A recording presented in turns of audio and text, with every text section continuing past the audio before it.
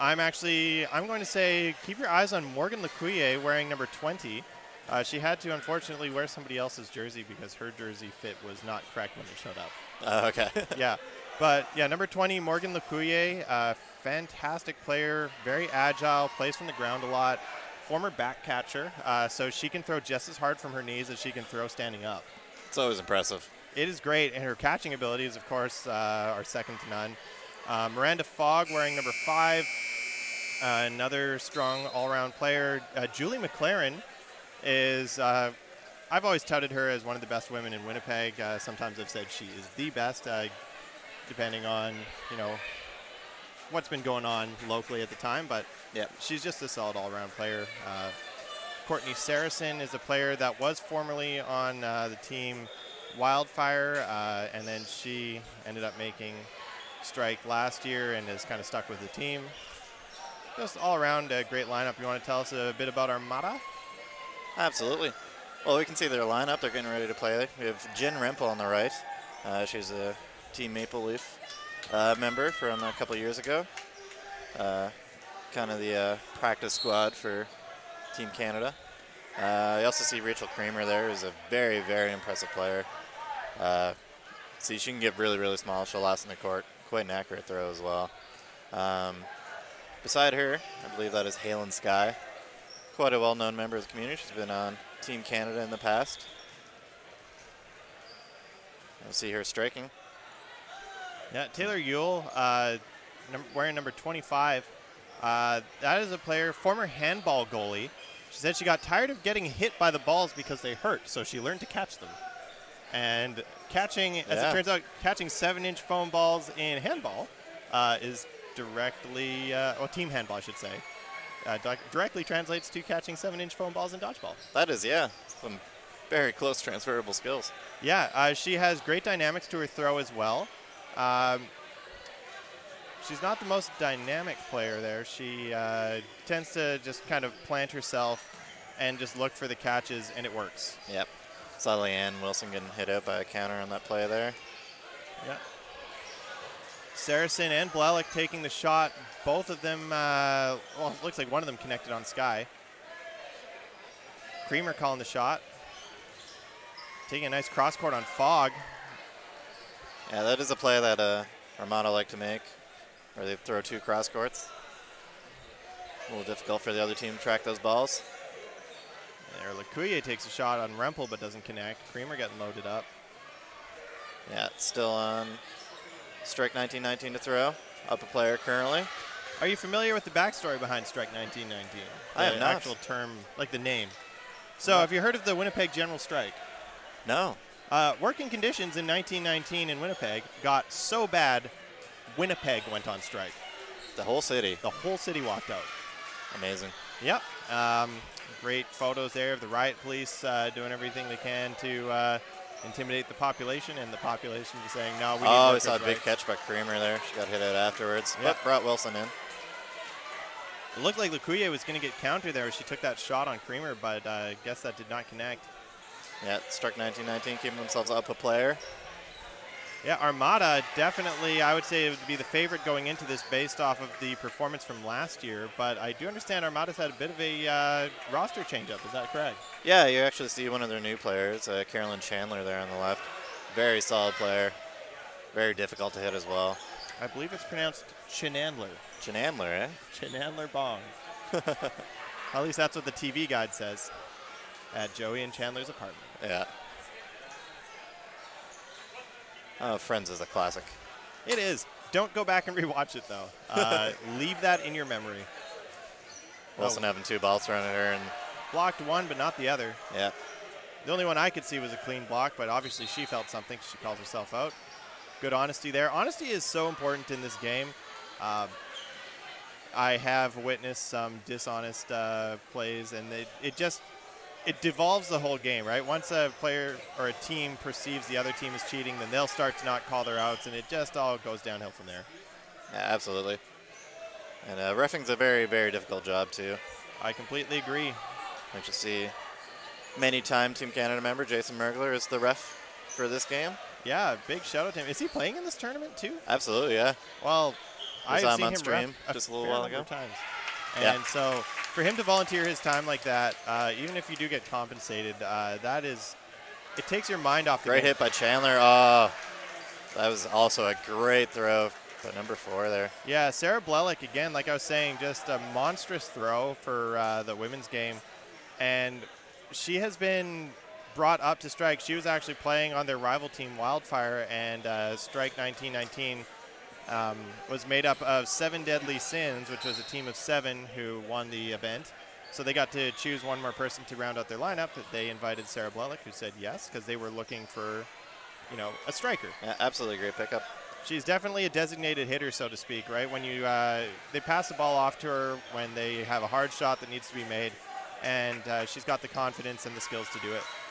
Megan Debates there, actually, you'll see on the right side of your screen playing the corner, just announced that she will be expecting her first child about 6 months from now. Oh, nice. Yeah, actually, it looks like around the August to September region, about half the dodgeball community will be expecting their first kid in Winnipeg. Oh, wow. Yeah, there's like 3 or 4 pregnancies in the competitive community minimum. Congratulations to all those pregnant Winnipeg members. Yeah, I'm sure they'll be looking forward to the 6 years of sleep deprivation that a recent study confirmed happens to new parents. And I will be looking forward to taking them out on the competitive scene while I am well rested. Oh, look at that team catch there. Yeah, Mackenzie Pinay got a catch there and got hit out afterwards. But then Sherilyn Corney right after that got another catch, which brought Pinay back in. If I had to say my favorite female player that I get to watch at Nationals each year, it's Pinay. She has style. Yeah. She has panache. She does. We saw Sherilyn Corney. She's another new member to this Armada squad. Big catch, and she just got that last hit there. And yeah, Deflecting into the knees of Debates there. it's always really difficult to when you need to block up high. If you're a little too high, good chance that ball comes back down into your body, and that's what we saw there. Megan Debates, and formerly Megan Willem before she got married, is the sister of Shane Willem, who is playing on Winchell. Oh, wow. Yeah. Shane Willem and Megan Willem both came into the game with very strong base skills. Obviously coming from a sporting background, both of them reaching competitive status very quickly. That's great. You actually see a lot of siblings in dodgeball. Yeah, bad block from Natasha O'Reilly. Natasha O'Reilly is actually a very interesting member too. I believe she's going to be 40 either this year or next year and still in incredible shape. Absolutely. Oh, look at that. Pinay popping it up, but I guess another ball connected, so she thought better of going for it.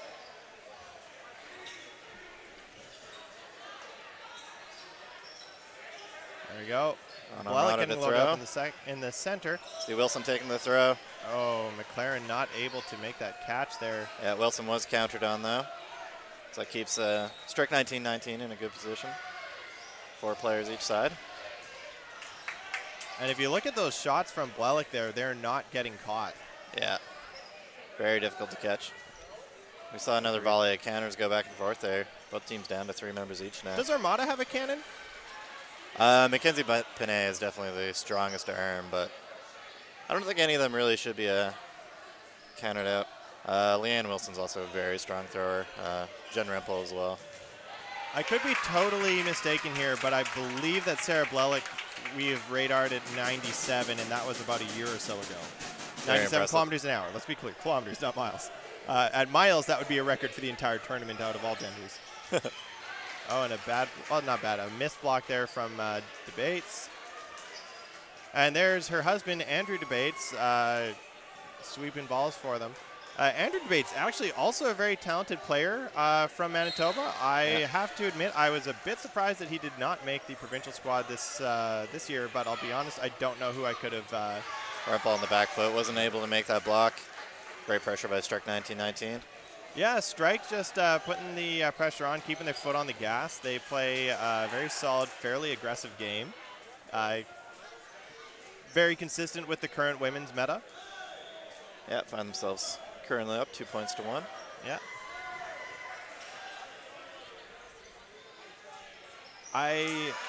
I'll be honest, regardless of which of these teams ends up facing Kick-Ass on the stream, I am really, look Mackenzie at that. Pinay with a great catch on her knees. Yeah, I'm looking forward to watching either or both of these teams face off against Kick-Ass at some point on here. Yeah. I think that'd be a great game to just showcase how exciting the women's dodgeball game is. Yeah, Actually, Armada Valkyrie finding as well. another out on the Strike 1919 side. Yeah. Puts them up 2 players. I don't recall seeing or hearing if Armada has faced off against Valkyrie, but I know that Strike did struggle with Valkyrie, actually more so than they did with Kick-Ass, so maybe I should be getting excited for a game between these teams and Valkyrie. Yeah, Valkyrie is another strong team. They're actually playing our stream too. We found other dodgeball PEI. No commentary, but they're playing against Thunder, which is another very competitive team. Yep. Thunder currently up on that side. Mackenzie Pinay getting hit out by 2 balls there. You can definitely tell they're targeting her early. Yeah, she's very much a wild card. She can throw very, very quickly. Not much time for people to react. I love the cross-court shot where she'll be running in one direction, throwing the other without stopping. Yep. I would love to learn how to do that. My signature move is just shadow boxing, where I just fake with the left arm and the right arm consistently until I decide to take a shot. I can go across an entire court that way. Keep them guessing. Absolutely, lots of fun.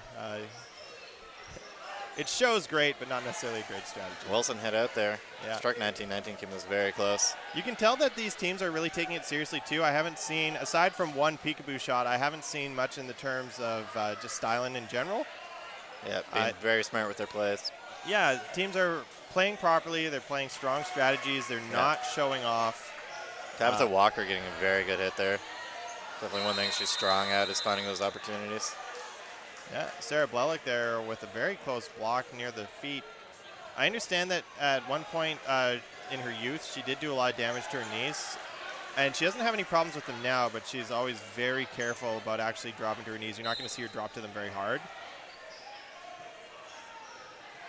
Sky clearly unhappy with something. Mergler calling safe. Yeah, it seems like there's a little confusion. Refs are going to discuss it. Sky had that look on her face of the, I don't agree with this call, but I will accept it. And you don't have to agree with the referees, you just have to accept them. Yep.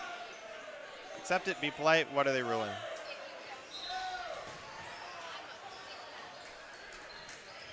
All right, is that just going to leave Walker against Blelick and Saracen? Seems so. Yeah, Courtney Saracen there, formerly Courtney Kaler, for anybody who may recall her from previous seasons. Played, I believe, in Nationals in Winnipeg as well. Another player who was newer to the competitive scene last year, but now has some experience under her belt.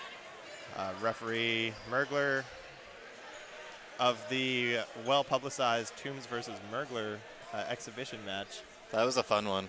The pocket sand really made it for me. Yeah. And for everybody wondering, no, it wasn't fake. It was just choreographed. Just like wrestling. It's not fake. It's choreographed. You can't give away that secret. Wait, you telling me It definitely wasn't. You telling me wrestling ain't real? Not scripted.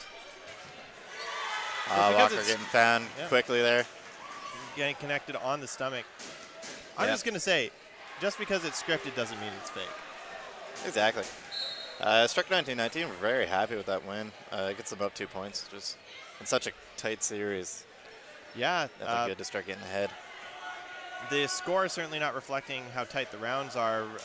Strike oftentimes winning with only a couple players on the court. Strike definitely showcasing some of the best women that Manitoba has to offer for sure. A very dominant team locally when they play under their name 7 Deadly Sins. But they may end up picking up Sarah Blelick permanently, and if that's the case, I don't think they could stick with the name 7, because there will be 8 of them. Unless somebody's retiring, for all we know, that could be the case. Or getting kicked off.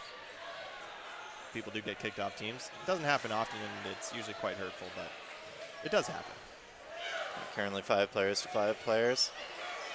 Nice jump from Sky. Looks Sky like she touches the back line. Too bad. That was a great dodge. Yeah, and that puts Armada down to 3 players. Standing right at the back line is one of those things where you want to get as far away as possible from your opponent. But if you get too close to the line, you're starting to limit yourself in what you can do. Giving yourself, I'd say 6 inches is usually a good idea, just to give yourself some safety room. Yep. Like I like how I like Creamer's proximity to the line.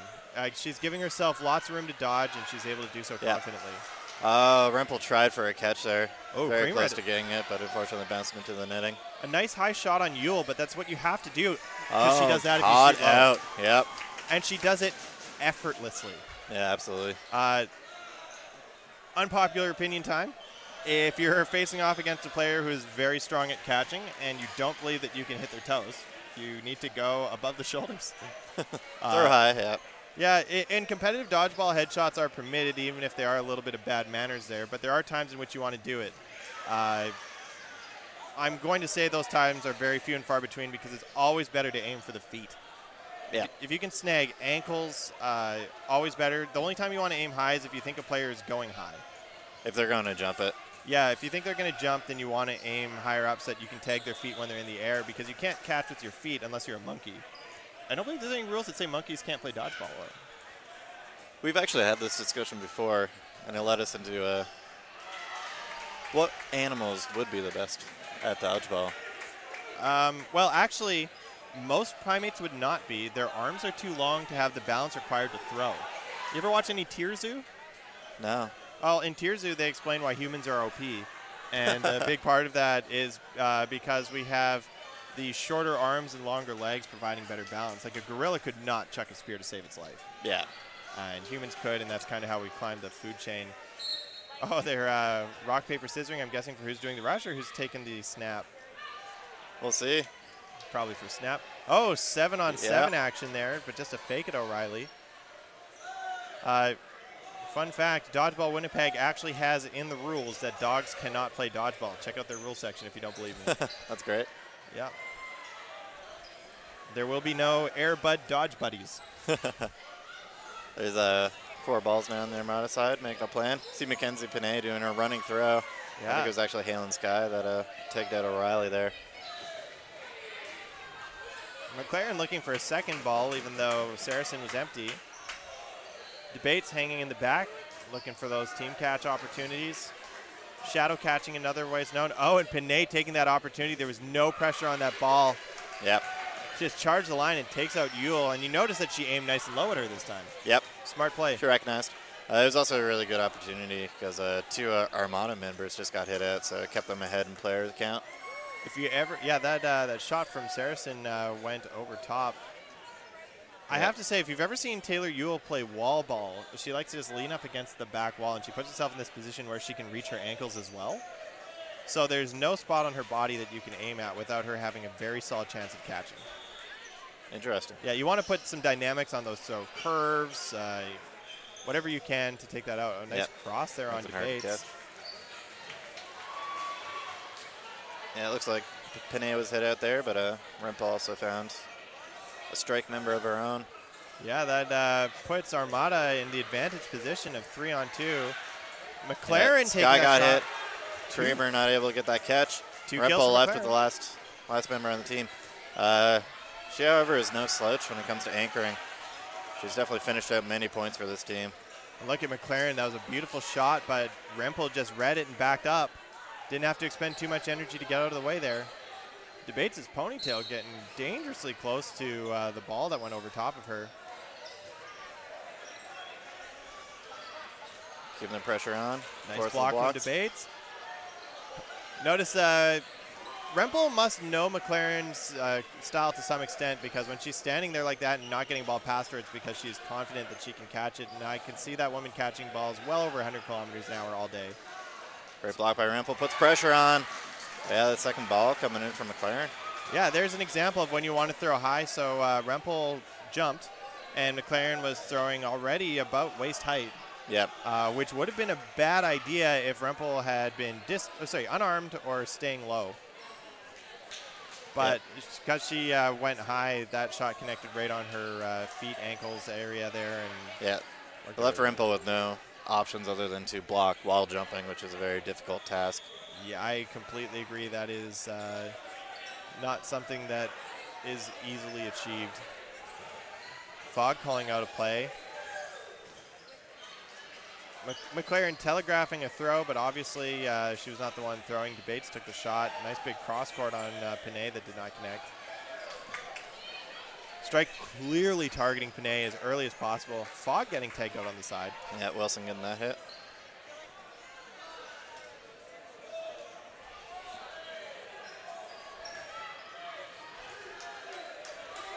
I haven't seen much out of Lakuye in this match, actually. I think she's been sitting the last couple of rounds. The player there that Kickass was targeting her very hard, I noticed in the game where they were facing off. We talk about that game a lot because it was very exciting to watch, nice and close the whole time. Sarah Blelick kind of looking for some direction there. See her eyes darting back and forth, just trying to see which side she has teammates on.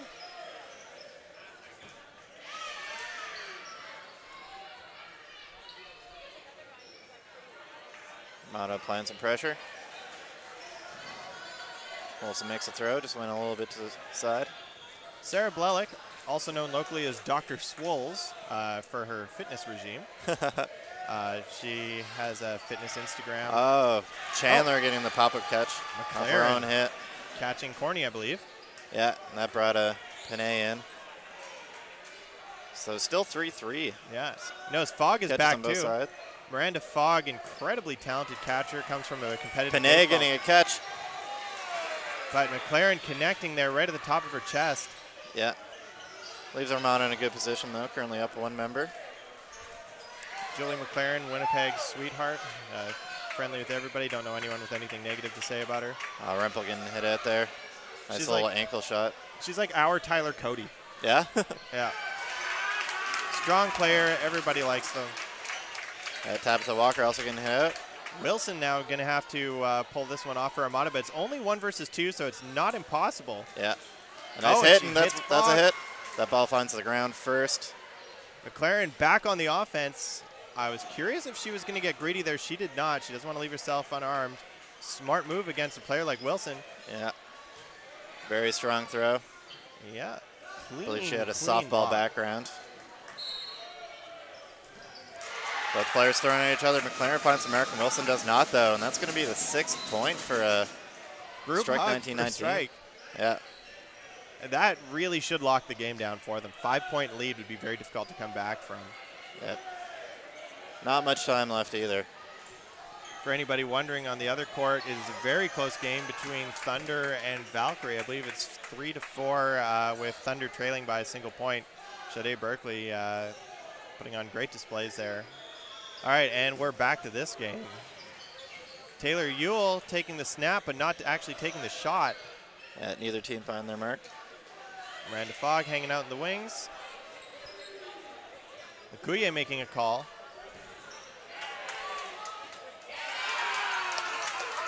Nice use of the fake there. For anybody wondering why it sounds like the building's coming down, that's because Thunder just tied it up. Yeah. Against Valkyries. The Albertans definitely being the loudest fans in the crowd today. Very passionate players. Saw Creamer getting head out there. Yeah. Only 2 members left for Armada. Creamer is another last name that could very easily be just a dodgeball nickname. Yeah. Somebody who just creams the other team would be a creamer.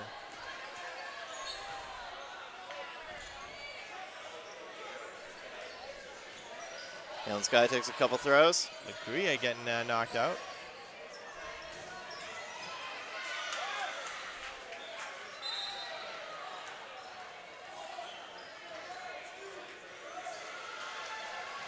Look at the dynamics on that throw from Ewell. It did go high, but it looks like one of those throws found their mark. And then Fogg closing it out for strike, putting them at a 7-1 lead over Armada. Going into this match, I would have said Armada was the favorite. I probably would have too. I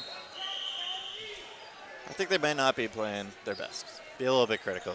It's entirely possible as well that the roster change-up has changed things. I know some Armada players from last year, at least one has moved over to the New Brunswick squad, if I'm not mistaken. Yeah, helping fill out that lineup. And Rachel Kramer getting a hit off the start. yeah, strike 19-19, playing with very close to the same lineup as they always play with, so nice and consistent from them. Oh, look at that hit on Panay, but then a catch. Panay was fine, yeah. Catch brings her back, so the hit is irrelevant. Anybody familiar with the Oh, I can never remember. The Vorlon? No, Vorlons are from Babylon 5. Which are the ones from the Orville? I've not watched either of those things, so I'm sorry. I cannot aid you. Unless I'm wrong here. I'm just trying to remember what Isaac is. Both great shows for people into sci-fi. All right. Strike calling a play. Panay with another catch. I would be very unsurprised if Panay was selected for Team Canada for this year. She is putting on a great display, at least on the stream courts today. Yeah, very strong player. Yeah, still quite young too. Signature baggy shorts. Once you get up to higher levels, I almost feel like the baggy clothes need to go away because they just create extra surface area for you to get hit. The men's game needs to adapt that as well. Yeah. People just need to start wearing entirely form-fitting clothing if they really want to take it as seriously as places like Malaysia do. Oh, Yule looking for that pop-up. Oh, Panay finds that catch, though. She was up and waiting for it. Look at that laugh from Yule. She has such a unique laugh, too. I could just hear it in my head right now. It's like, can't be mad when somebody makes a great catch on you like that. Yule has a great shot. She's always within 1 or 2 kilometers an hour of the record. She trades back and forth with Guylaine Sanfilippo for the hardest female throw in Winnipeg. And she puts on such spin and curve on it. Oh, wow. McLaren getting left to dry out there, not having anybody come up with her on the rush, but she still manages to get the balls. Yeah, got away with it too. Oh, and Yule getting hit out right before sudden death. Yeah.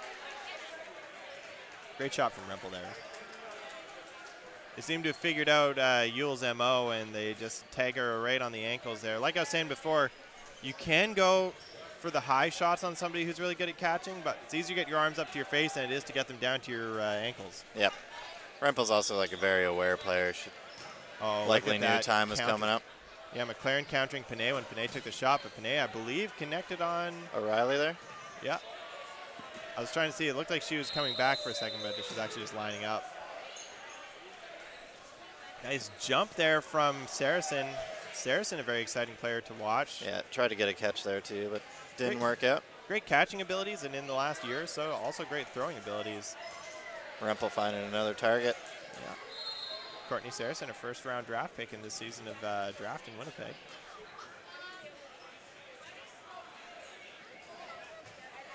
And this game is getting closed out for Strike 1919.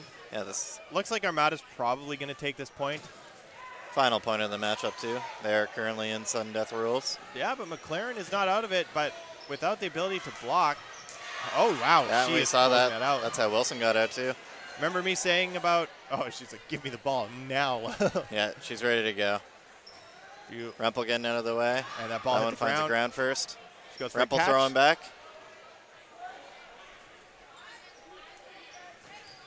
Finds her mark. What a strong throw. That finishes the matchup out. 7-3 in the end. Quite a good showing by Strike 1919. That was a great match in general. Armada played really hard. I know you're saying that they weren't exactly on their A game, but I think that Strike just managed to come out swinging and just maintain that momentum throughout. Armada was starting to bring it back in the end there, but there just wasn't enough time in the match for that to make any difference. Yeah, most points being very close too. Yeah, typically 7-3 score, but it was really down to just a couple players. Yeah, for many of those Strike victories. 1v1 sudden death is the most exciting part of dodgeball to me. I am a little disappointed that the rulebook update about a year ago took out the 1v1 sudden death rule. Do you recall? Remember when it would get down to a single player on each side and you have to reset into sudden death? Yeah. Oh, I loved that. That was just... I'm a big fan of blocking myself. It's one of my stronger things. So when you take blocking out of the equation and it's one-on-one, it just becomes so intense. The game's typically about like 30 seconds, but it's 30 seconds of players just like all their wits about them, trying their hardest. Yep. Who we got on deck? Next up, we have Fury against Nova Knights. Nova Knights being Nova Scotia's secondary team, and Fury being, I think, the top team coming in from Ontario.